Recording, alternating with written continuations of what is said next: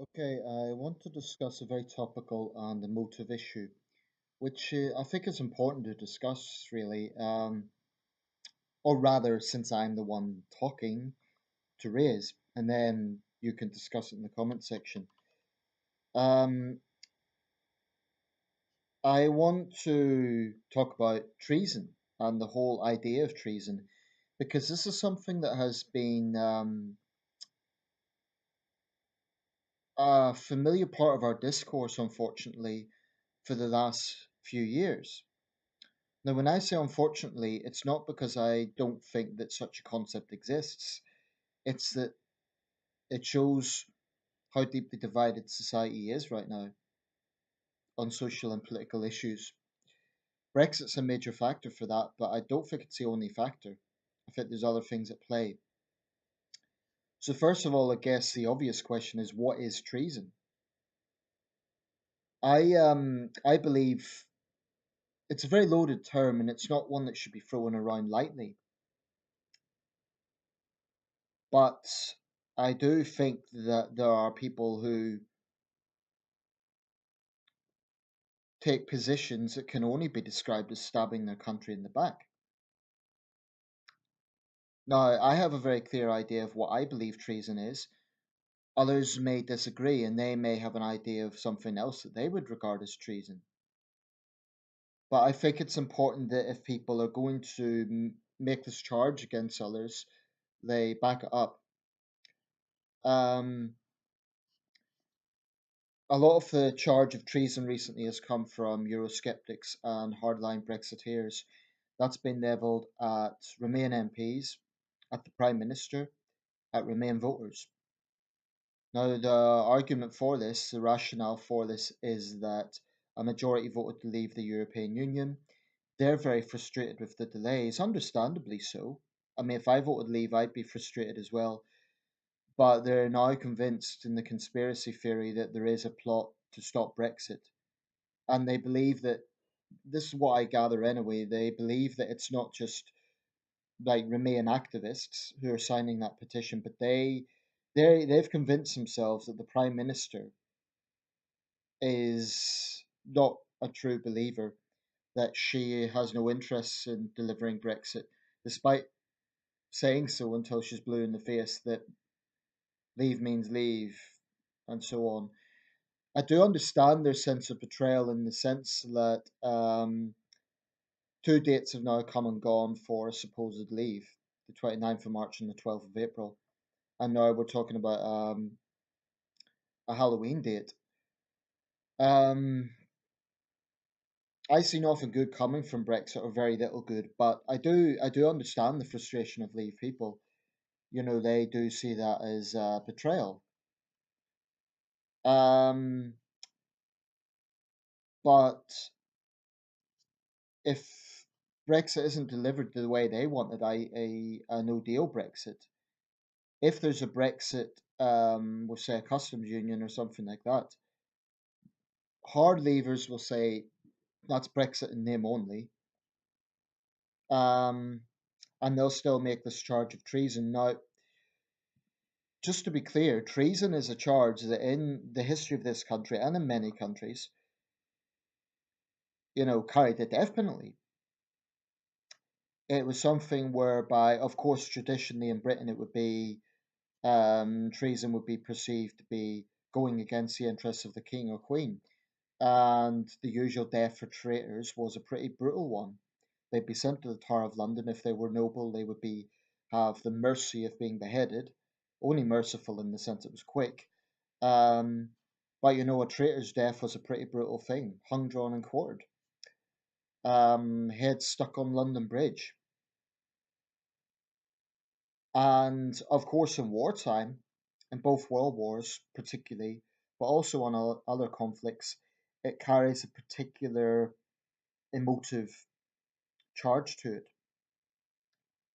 Now, I do think that there are people who are actively acting against the interests of this country.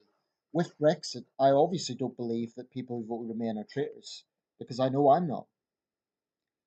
Because to me, a traitor is someone who dislikes or hates their country to the point where they want to actively hurt it. With Brexit, there's two sides who have very strong views, but I think that both sides are motivated by what they think is best for the country.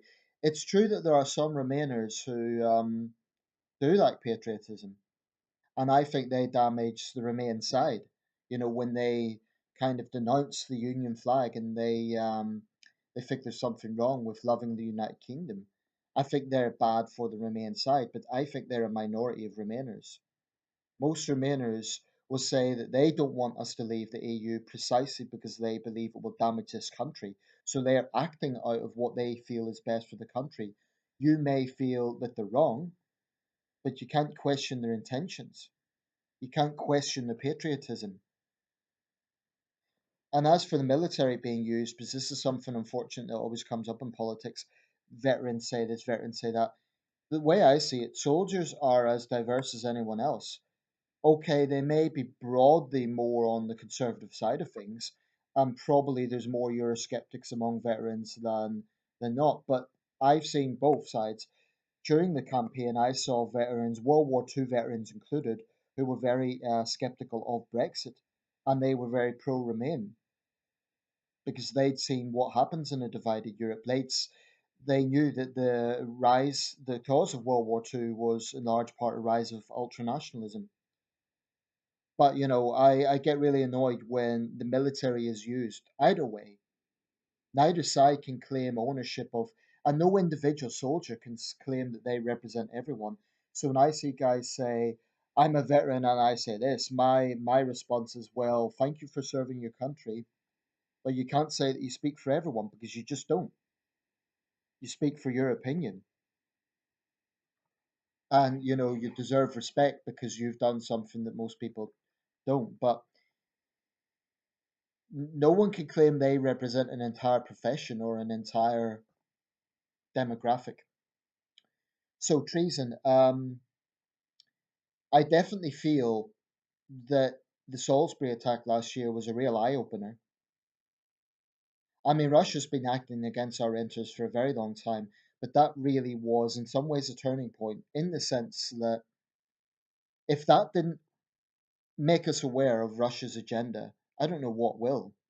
When a hostile, powerful foreign state commits a dangerous attack on our soil, and people did actually die from that. I believe there were two fatalities, not the Skripals, there was two British civilians died as a consequence of their exposure to that radiation from the nerve agent. Now, this was an attack by a hostile foreign state. And I remember being, frankly, to put it plainly, infuriated, seeing so many of my compatriots actually towing the Kremlin line, making excuses for Moscow and saying, "Oh, we don't know that they done it," and actively spinning conspiracy theories. My heart sinks when I see how many Britons are taken in by the lies and distortion of RT, Russia Today. Um, I do firmly believe that RT is acting as a weapon of a hostile foreign state. I believe it's just as dangerous as any physical weapon, possibly more so. Because when you're misleading that many people, and when it's kind of this cult like thing whereby you spin conspiracy theories, you claim to be against the mainstream media, but I've made the point before that RT is mainstream media, it's mainstream Russian media. When so many people are taken in by that, I don't care so much about Russians because they're nationalistic. They're going to do that. But when I hear Western accents on RT, frankly, it sickens me. Americans, Britons, Canadians working for RT. I mean, that to me is treasonous because they are working for a hostile foreign state. And the thing about RT, it's smart, it will carry stories that people do care about that get people really worked up. Things like austerity cuts, things like the grooming scandal, things that frankly the BBC is sloppy on reporting. But just because the BBC is bad at reporting those things doesn't mean you should endorse RT with its agenda. Its agenda is to promote the West in the most negative way possible, whilst glorifying Holy Mother Russia. I mean, RT will never say anything critical about Putin. They'll never ever report marches against Putin. So if you can't see what their agenda is, there's no hope for you. If you have such tunnel vision that you cannot see what RT is doing, nothing I say will convince you. So I think there are fifth columnists, quite frankly. I think the situation we are in now is just as murky as the Cold War. I really do believe that. And it's sinister and it's deeply frustrating.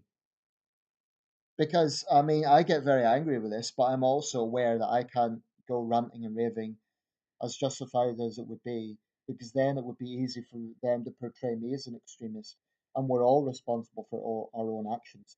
But if I was in London, if I saw RT reporters broadcasting, I would like to think I had the integrity to confront them peacefully.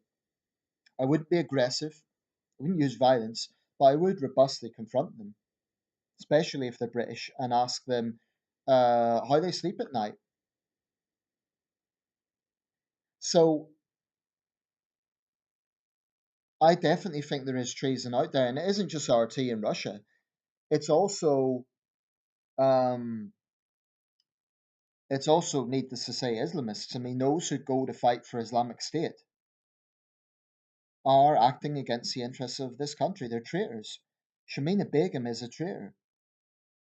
I know Jeremy Corbyn's arguing that she should be given the rights of a British citizen to come back, but she has joined a murderous death cult that is all not just against our interests; they actively target us in their sites. Um, and she is by no means the most dangerous jihadist. I don't even think because of the exposure that she's got, she's probably not that dangerous at the moment. But it just serves as an example of the sort of situation that's going on here. But anyone that goes to fight for a militant organization that is explicitly anti-West or specifically anti-UK. I read about a soldier a few years ago who joined a dissident Irish Republican group, a British soldier. Now he should be charged with some sort of treason laws. I understand that we're now well into the 21st century. We're not going to send people to the Tower of London, but maybe it is time to update treason laws. We should be showing a lot more assertiveness. We should be. I mean, I'm furious with Ofcom because they said they were investigating RT and they've pretty much done nothing since. I'm going to contact them, but they need to show some backbone. They need to strip RT of its license to operate in the UK. The same with CGTN, China's state mouthpiece, which has aired forced confessions. Neither network deserves to be in this country because they both act against Western interests. And every country in the world has a right to defend its interests. I mean, do you really think China or Russia will be liberal and tolerant about what the BBC report? Of course not. So why the hell should we tolerate their propaganda? As for those useful idiots out there who cannot open their eyes and see what's going on here, I almost feel sorry for you. So does treason exist? I think if you're going out of your way to defend a powerful, hostile foreign state that has attacked this country, if that isn't treasonous, I don't know what is, other than joining a jihadist death cult. I believe there are three major threats to this country right now: Islamic extremism, the Russian state, and China's underhand tactics. And that would probably be the third. I don't think it's quite on the same level as the first two. But those three things, I would say, are our three biggest external threats. I think far right extremism, we need to keep our eye on the ball with that. I think it's on the rise. I don't think it's at the same level as Islamic extremism. Some would say the EU. I mean, if you believe the European Union's a bigger threat than Russia, I would simply ask this question: when did the European Union carry out a nerve agent attack on our soil? During Brexit, did Angela Merkel or Jean Claude Juncker or Emmanuel Macron try to send in troops to keep down the pesky Leave voters? I do understand the anger that people have, I really do. But if you really believe that the EU is a bigger threat than Russia, I don't even know where to start with that. I mean, I know Leave people who really dislike the EU, even hate the EU, but even they are not so ridiculous to suggest it's a bigger threat than the Russian state. I'll leave it there.